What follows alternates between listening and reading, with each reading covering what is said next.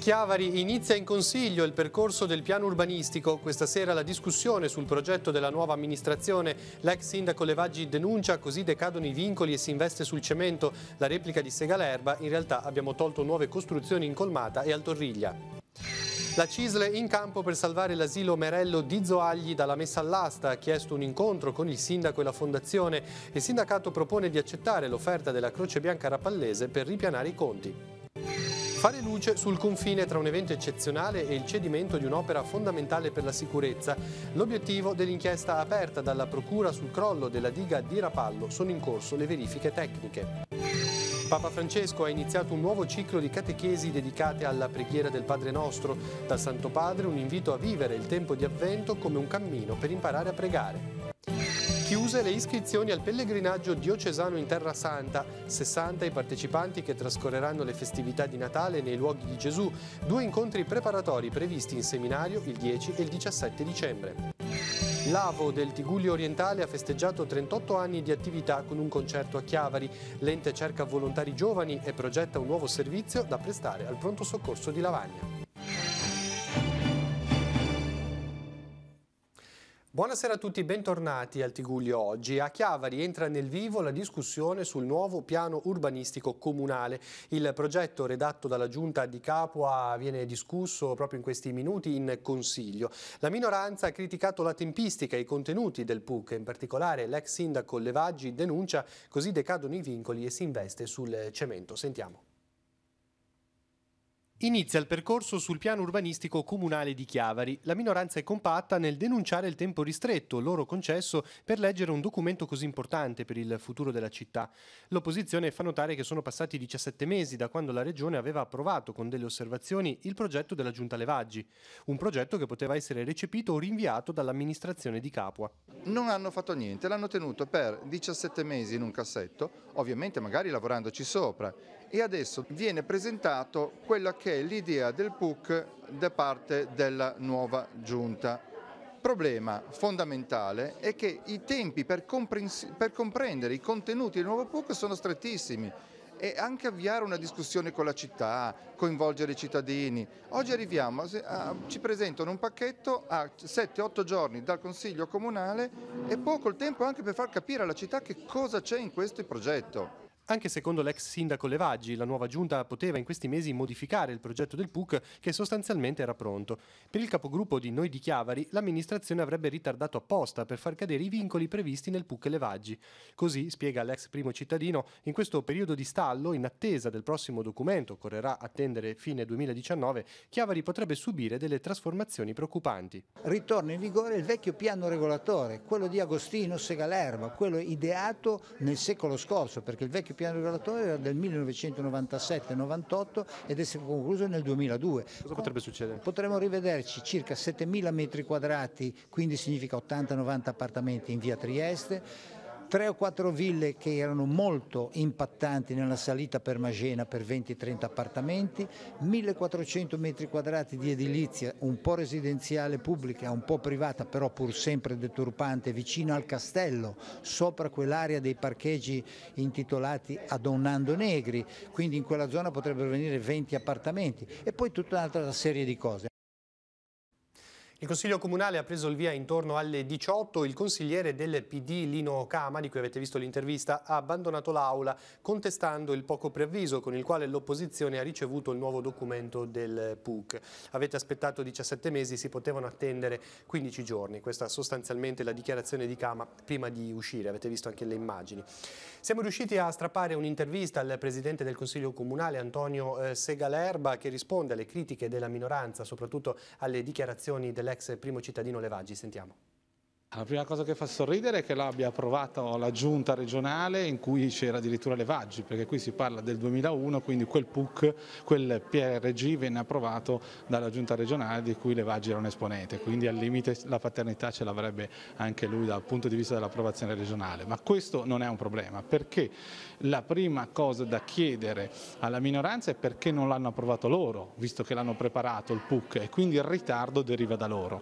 Noi abbiamo detto in campagna elettorale elettorale che avremmo tolto la residenza nuova cementificazione incolmata, e così le residenze incolmate non ci sono più, e abbiamo anche tolto la residenza, la costruzione di nuove residenze nella zona del Torriglia, dove sotto traccia c'era la possibilità di costruire delle nuove residenze, dove c'è il cantierino Victor, perché era applicabile fino ad oggi il piano casa, quindi incremento del 35% di quel volume e cambio di destinazione d'uso e residenza. Come mai parlate del PUC soltanto adesso, dopo 17 mesi diciamo di vuoto? La Regione aveva replicato alle Vaggi dicendo che il PUC doveva essere rivisto in tanti punti, e quindi abbiamo dovuto lavorare gli uffici a mettere a posto queste osservazioni. Poi sono entrati in vigore dei nuovi parametri che sono stati messi a posto, e poi noi abbiamo atteso comunque la sistemazione del depuratore, perché il depuratore è andato a incidere su un'area diversa rispetto a quella a cui era, e quindi l'area di Colmata Mare oggi potrà essere completamente dedicata a spazi verdi, passeggiate e usi pubblici, senza più nessuna residenza. Quindi secondo lei non c'è nessun nesso con la scadenza il 9 di dicembre del PUC? Cioè, l'unico nesso che si ha è che le Vaggi non ha approvato il suo PUC che ha fatto. Se l'avesse fatto nei 5 anni che ha avuto di tempo lo avrebbe portato a termine, non avrebbe da gridare o preoccuparsi dell'interregno di questo PRG, che è comunque un PRG che è durato a Chiavari per 15 anni, non mi pare che abbia creato nessun particolare problema, e quindi crediamo che non ci siano problemi, anche perché oggi c'è il nuovo PUC che approviamo. Dopo l'interrogazione presentata in Regione per sollecitare ANAS a finire la messa in sicurezza della strada 586 della Val d'Aveto, il consigliere della Lega Nord Vittorio Mazza oggi ha inviato una segnalazione anche alla direzione centrale di ANAS. Nel testo vengono riportate le diverse situazioni di pericolo registrate da molti automobilisti e residenti della zona, dovute soprattutto alla mancanza di protezioni, di segnalazioni, ai cedimenti di alcuni versanti e alle pessime condizioni dell'asfalto. Mazza ha chiesto ai vertici di ANAS di avviare il procedimento amministrativo e di comunicare le varie fasi dell'iter. Cambiamo tema: salvare l'asilo Merello dalla messa all'asta dell'immobile. È l'obiettivo che CISL Area Metropolitana cerca di raggiungere per salvaguardare il presidio di Zoagli a beneficio di tante famiglie del territorio. Per questo motivo è stato richiesto un incontro con il sindaco e con la presidente della fondazione. L'attuale situazione di stallo infatti rischia di concludersi in modo drammatico. Sentiamo. 8 dipendenti devono ancora ricevere in totale 70.000 euro più 30.000 di contributi non versati. È il primo punto negativo legato alla vicenda dell'asilo Merello di Zoagli, chiuso da giugno di quest'anno. Il secondo riguarda la possibile perdita di un immobile storico. Il nostro ufficio vertenze qua a Chiavari è stato costretto a pignorare i beni mobili. Poi altre 2 lavoratrici che non sono venute attraverso il nostro ufficio hanno pignorato il bene immobile. Quindi in questo momento un edificio di pregio è all'asta. Sul futuro dell'asilo si litigano amministrazione e Fondazione Merello, un impasse attualmente senza sbocchi, con peraltro gravi disagi per le famiglie. Noi abbiamo chiesto un incontro congiunto con il dottor Rocca, il sindaco di Zoagli, e la presidente della Fondazione, la dottoressa Coli, per vedere se si può evitare la vendita di questo patrimonio immobiliare importante e possibilmente recuperare i soldi. Secondo CISL, le strade percorribili sono 2. La prima, accettare l'offerta di 130.000 euro avanzata dalla Croce Bianca Rapallese per l'impianto sportivo. Con questo importo si potrebbe da una parte riaprire l'asilo e dall'altra ripianare tutti i debiti che l'asilo ha nei confronti dei dipendenti e dei fornitori. Il sindaco di Zoagli dice che questi soldi sono troppo pochi. Bene, però troviamo un'altra soluzione, però insomma è chiaro che i dipendenti, i loro crediti devono essere risarciti. La seconda strada, lo scioglimento del CDA della Fondazione, che il sindaco avrebbe già potuto attuare per uscire dallo stallo, spiega CISL, qualora avesse ritenuto la gestione incapace di svolgere il proprio lavoro. Anche perché 2 membri del CDA hanno dato le dimissioni e il sindaco non ha ancora fatto la surroga. La ricerca di strumenti a sostegno del reddito per aiutare le persone che sono state colpite dalla mareggiata e dal crollo del Ponte Morandi è l'obiettivo della CISL Area Metropolitana di Genova, che questa mattina ha annunciato di aver richiesto un incontro in tal senso al prefetto Fiammaspena. Secondo CISL, i problemi legati al maltempo e al Morandi si intrecciano con la carenza di infrastrutture sul territorio. Durante l'incontro con il prefetto, i rappresentanti della CISL parleranno anche della situazione di alcuni progetti, ad esempio il tunnel della Fontana Buona, il prolungamento di Viale Casma con la realizzazione della rotatoria al casello della A12 a Lavagna. Per tutti questi problemi sarà organizzata una manifestazione il 18 di dicembre, alla quale parteciperà il segretario nazionale della categoria Anna Maria Furlan. Il punto sarà fatto nella giornata di domani con tutti i dettagli. Per la manifestazione del 18 dicembre sarà a Genova. Dal Tigullio sono attesi decine di delegati. Intanto state vedendo le immagini della conferenza stampa di questa mattina, ne parleremo nelle prossime edizioni dei nostri telegiornali. CGIL e UIL manifesteranno a Genova davanti alla prefettura per dire no al declino del territorio e sì alla crescita sociale ed economica. L'appuntamento in questo caso è per mercoledì 12 dicembre alle ore 17. I due sindacati saranno insieme per chiedere la costruzione di infrastrutture come Terzo Valico, Gronda e nodo ferroviario e di sostenere l'economia del Tigullio Golfo Paradiso, che necessita di fondi e interventi strutturali importanti non solo per ricostruire quanto distrutto dalla mareggiata, ma anche per garantire il lavoro e l'occupazione. E a proposito della mareggiata di fine ottobre, è stato un atto di sensibilità umana e istituzionale la presenza del procuratore capo di Genova, Cozzi, alla celebrazione della patrona dei marinai Santa Barbara a Santa Margherita Ligure, un modo per esprimere vicinanza e gratitudine al personale della Capitaneria di Porto e ai Vigili del Fuoco che nella notte del 29 ottobre hanno messo in salvo 22 persone al porto di Rapallo. È stata anche l'occasione per fare il punto sull'inchiesta in corso. Sentiamo Emanuela Castello. Dove si trova la linea di confine fra un evento di portata eccezionale e la resistenza di un'opera che avrebbe dovuto difendere un porto ed una città? È questo l'interrogativo a cui darà risposta l'inchiesta per crollo colposo e attività colpose che creano pericolo di naufragio, aperta dalla Procura di Genova a seguito della mareggiata di fine ottobre. Osservata speciale, sebbene il fascicolo riguardi anche Santa Margherita, la diga di Rapallo, oggetto di lavori di rinforzo dopo i danni della mareggiata del 2000. Pur essendosi trattato di un evento di straordinaria ed eccezionale gravità, diciamo, naturale, sicuramente qualche approfondimento e la necessità di accertamenti sul perché in particolare a Rapallo abbia ceduto, mettendo anche con questo a repentaglio molte vite. Per fortuna nessuno ha avuto dei danni sotto questo profilo particolare.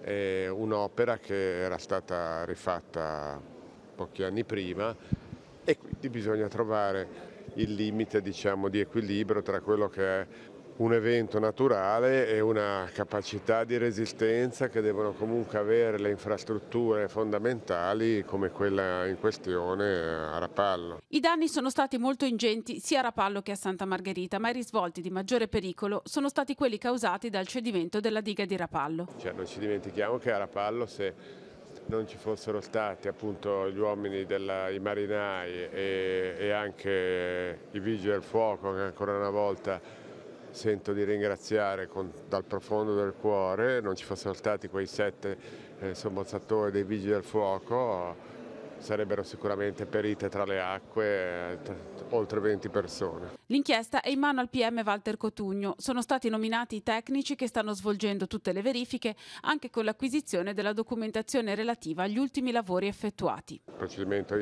in fase, diciamo, di accertamento preliminare, di approfondimento preliminare, il che non vuol dire che poi ci sarà un procedimento penale. Questa è una fase, diciamo, proprio preliminare, come si dice in termini giudiziari. È stato prorogato al 12 di dicembre il termine per poter segnalare i danni provocati dall'ondata straordinaria di maltempo di fine ottobre. Lo ha deciso oggi la Regione su richiesta delle associazioni di categoria.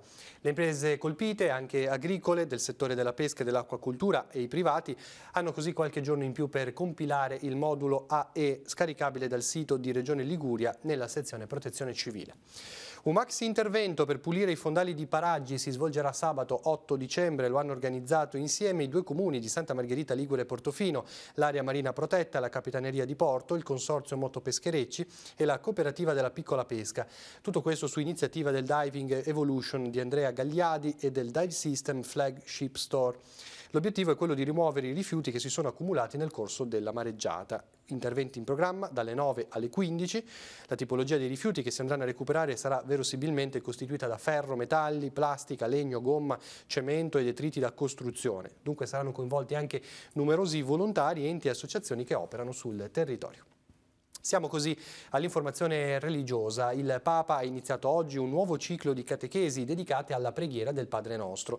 Lo ha fatto stamani nel corso della prima udienza generale nel mese di dicembre. Sentiamo la sintesi della Radio Vaticana. Anche se forse preghiamo da tanti anni, dobbiamo sempre imparare, perché non sappiamo se le preghiere che indirizziamo a Dio siano effettivamente quelle che Lui vuole sentirsi rivolgere, soprattutto se non preghiamo con umiltà. Papa Francesco, dopo aver concluso il ciclo di catechesi sui 10 comandamenti, inizia con questo invito un nuovo ciclo per le udienze generali che dedicherà al Padre Nostro. Il Papa sottolinea innanzitutto che Gesù è un uomo di preghiera, che sente il bisogno di appartarsi nella solitudine e di pregare. Accade per esempio nella notte del Getsemani, l'ultimo tratto del suo cammino, il più difficile, che sembra trovare il suo senso nel continuo ascolto che Gesù rende al Padre. Ecco il punto essenziale di lì: Gesù pregava. Gesù pregava con intensità nei momenti pubblici, condividendo la liturgia del suo popolo, ma cercava anche luoghi raccolti, separati dal turbinio del mondo, luoghi che permettessero di scendere nel segreto della sua anima. Gesù pregava come prega ogni uomo, eppure nel suo modo di pregare, aggiunge Francesco, vi era anche racchiuso un mistero, qualcosa che sicuramente non è sfuggito agli occhi dei suoi discepoli, se nei Vangeli troviamo quella supplica così semplice e immediata: Signore, insegnaci a pregare. Per questo l'invito del Pontefice: anche noi dovremmo dire Signore, insegnami a pregare. Infatti, anche se forse preghiamo da tanti anni, dobbiamo sempre imparare. E non sappiamo nemmeno se le preghiere che indirizziamo a Dio siano effettivamente quelle che Lui vuole sentirsi rivolgere. La Bibbia ci dà anche testimonianza di preghiere inopportune, che alla fine vengono respinte da Dio. Il primo passo per pregare è essere umile, andare dal Padre e dire: ma Padre, andare dalla Madonna, guardami, sono peccatore, sono debole, sono cattivo, ognuno sa cosa dirle, ma sempre si incomincia con l'umiltà e il Signore ascolta. La preghiera umile è ascoltata dal Signore. Veniamo in diocesi, sono 60 i pellegrini in partenza per la Terra Santa nel periodo di Capodanno, un numero davvero elevato, e per chi è in partenza, la partenza sarà il prossimo 26 dicembre, sono stati organizzati 2 incontri preparatori. L'intervista. Quali sono gli incontri preparatori che state organizzando? Faremo alcuni incontri in preparazione proprio perché è possibile, tornati dalla Terra Santa, rimanere amareggiati, delusi, confusi, e quindi prepararci significa metterci nella disposizione d'animo di fare proprio un vero incontro con Gesù, un vero incontro con noi stessi.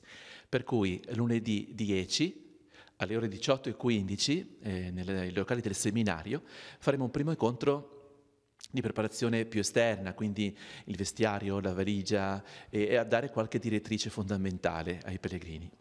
Il 17 invece cureremo l'aspetto più interiore, e con noi ci sarà Don Mario Rolando, e con lui cercheremo di fare centro e quindi di occuparci proprio della fisionomia del pellegrino, che dia qualità, ecco, alla nostra vita attraverso questa esperienza. Complessivamente quanti sono i pellegrini che partiranno per la Terra Santa?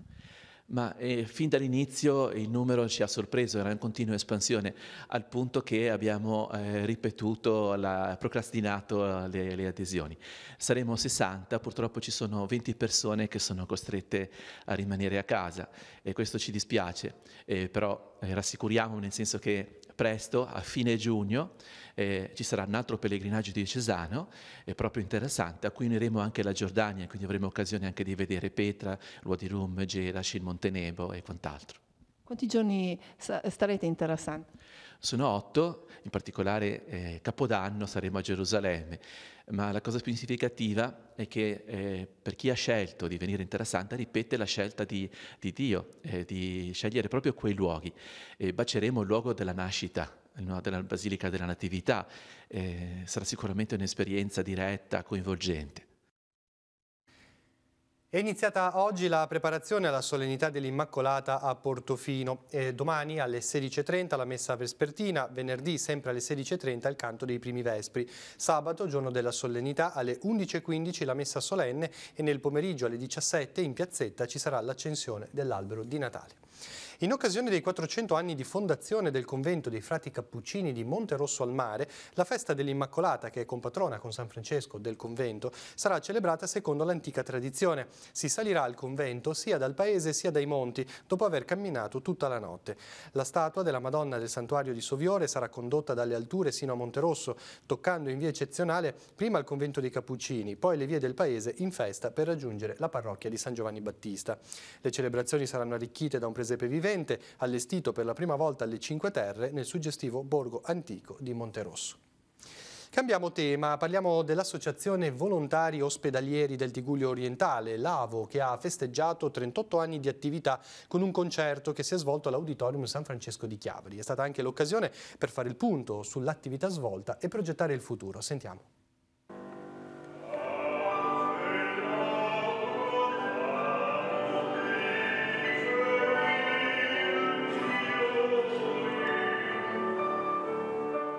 Noi abbiamo questi nostri amici, il trio Vulpani, che ci segue da tanto tempo, è il 12° concerto nostro e per noi si chiudono i primi 38 anni di servizio attivo negli ospedali Chiavari, Lavagna, Sestri Levante.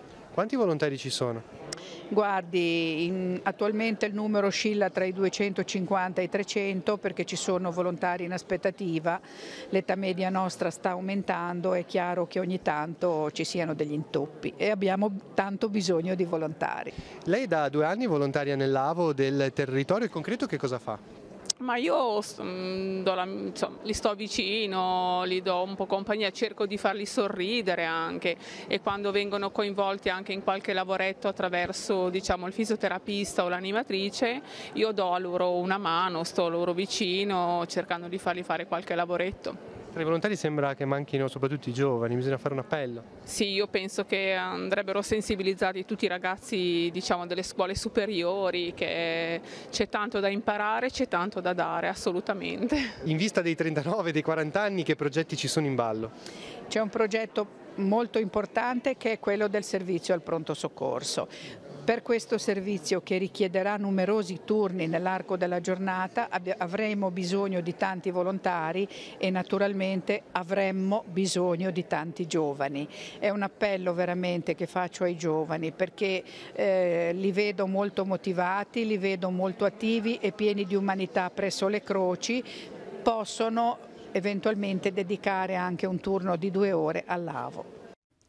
Per chi volesse diventare volontario AVO può rivolgersi alla segreteria dell'ospedale di Chiavari il venerdì dalle 10 alle 12. Invece il concerto del trio Vulpani and Friends, registrato in occasione della giornata, sarà proposto sul canale 15 di Telepace domenica 9 dicembre alle 21:10. Ora la scheda degli appuntamenti.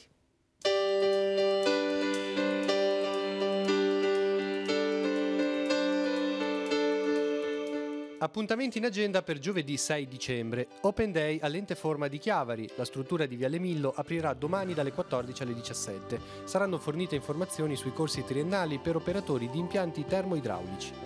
Giornata di scuola aperta anche all'Istituto Tecnico in memoria dei morti per la patria. Dalle 15 alle 17 i ragazzi e le loro famiglie potranno conoscere i vari indirizzi della scuola di Chiavari: economico, linguistico, tecnologico e i corsi serali. Nuova lezione all'Accademia Culturale di Rapallo. Alle 16, nei locali di Villa Quairolo, Paolo De Lucia parlerà di Pois, gli dei di Mr. Tusker. Proseguono gli incontri dell'Associazione Italo-Britannica. Alle 17, all'Hotel Monterosa di Chiavari, conversazione con Ellen Daniels. Si parlerà di stile britannico. E sempre alle 17, ma nei locali di Corso Garibaldi 44 a Chiavari, conferenza sul tema ipnosi e medianità.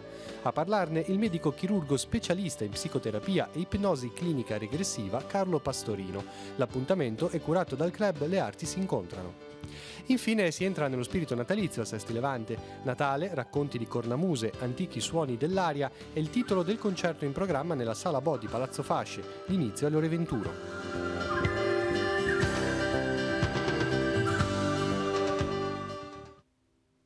Si è rinnovata la collaborazione tra Comune di Genova e Parco dell'Aveto in vista del Natale. L'abete rosso di oltre 17 metri che da qualche giorno fa mostra di sé in piazza De Ferrari proviene infatti dalle foreste del parco. Alla pianta, sistemata nella centralissima piazza, se ne è aggiunta una seconda destinata alla zona di Certosa. Si tratta di un abete bianco di 12 metri che è stato posizionato all'inizio di via Fillac, al limite della zona rossa circoscritta a causa del crollo del Ponte Morandi. I due alberi saranno accesi con la tradizionale cerimonia sabato 8 dicembre alle 17. Accanto agli alberi di Natale, come ogni anno, sarà esposta una targa che testimonia come le piante provengano da una foresta del Parco dell'Aveto e che il loro taglio derivi da un'operazione di miglioramento e riqualificazione dei boschi dell'area protetta. Siamo allo sport, iniziamo dal calcio, parliamo della Coppa Italia, tutti convocati i giocatori della Virtus Entella in vista della gara di domani alle ore 18 allo stadio Ferraris con il Genoa. Anche gli infortunati saliranno sul pullman che porterà la squadra a Marassi. Si tratta di una gara speciale per alcuni versi storica, spiega il tecnico Roberto Boscaglia. Per questo vogliamo che tutto il nostro gruppo sia presente al Ferraris. Sentiamo allora le emozioni di chi scenderà in campo domani e di chi al Ferraris con la maglia biancoceleste aveva giocato ben 47 anni fa. Sentiamo.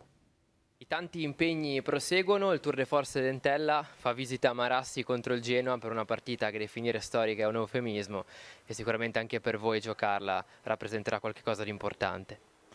No, è una partita bellissima in uno stadio storico.